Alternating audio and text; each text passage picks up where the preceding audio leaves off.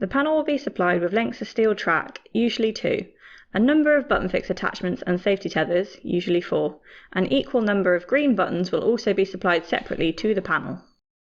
The first step is to place the panel on the ceiling as it will be positioned and push firmly on the panel to allow the red marker buttons to indent the ceiling.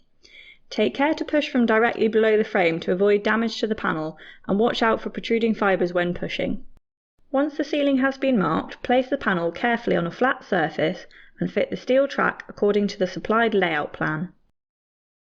Track layouts for standard size panels are included in the manual.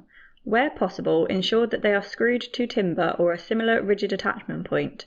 The manual details the use of fixings where this is not possible. The red marker buttons can now be removed from the frame. The green fixing buttons are attached to the ceiling in the indentations left by the red marker buttons. Where possible, ensure they are screwed to timber or a similar rigid attachment point. The manual details the use of fixings where this is not possible.